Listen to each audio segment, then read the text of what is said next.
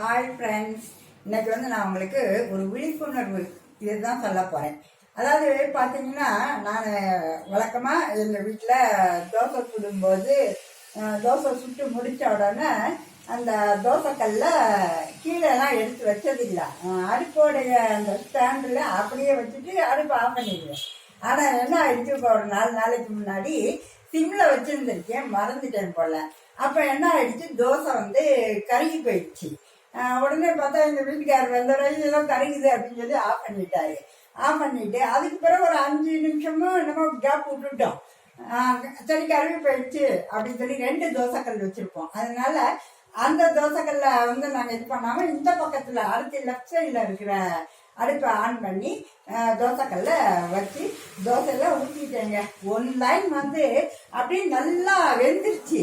ஆனா பாத்தீங்கன்னா கிரீன் டம்னு ஒரு சின்ன சத்தம் தான் கேட்டுச்சு. அடுத்த நிமிஷம் என்னோட அடுப்பை பாருங்க, இப்ப உங்களுக்கு வீடியோலயே தெரியும், புறம் சில்லா உடஞ்சி வச்சு அடுப்பு எதுக்கும் லாய்க்கு இல்லாம ஆயிடுச்சு. அதாவது ரொம்ப அழகா இருக்கும் என்னோட அடுப்பு, ஆட்டோமேட்டிக் அடுப்பு.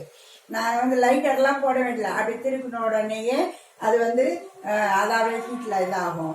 ஆனா இது வரைக்கும் நான் ஊர்லயும் சரி எவர் சில்வர் அடுப்புல பழங்கும் போது ஒரு நாள் கூட அந்த தோசைக்கல்லுகள் அந்த மாதிரி ஆனா ஆஃப் பண்ணிட்டு அடுத்த இதுல யூஸ் பண்ணிட்டு தான் இருந்தேன். இன்னைக்கு தான் எனக்கே தெரிஞ்சது, இந்த மாதிரி யூஸ் பண்ணா கண்ணாடி சில்லா உடஞ்சி போயிடும், அவ்வளோ ஹீட்டோட அடுப்பு இருக்கும் அப்படின்னு சொல்லி.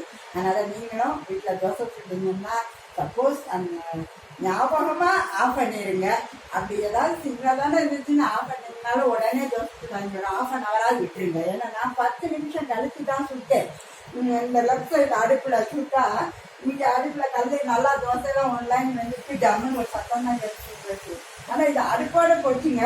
சப்போஸ் அப்படியே ரிட்டர்ன் ஆகி சிலிண்டர்ல அடிச்சிருந்துச்சுன்னு வச்சுக்கோங்க, வீடே இடிஞ்சு விழுந்திருக்கும். அதனால எல்லாருமே கொஞ்சம் விழிப்புணர்வோட இருக்கணும். அழகான அடுப்பு அப்படின்னு நம்ம வாங்குறத விட கொஞ்சம் கவனமா பாதுகாப்பான அடுப்பா வாங்கணும். இந்த மாதிரி அழகா வாங்கினா அதுக்கு ஏற்ற மாதிரி அதை பொத்தி அப்படி வச்சுக்கிடணும். ஓகே, பாய்.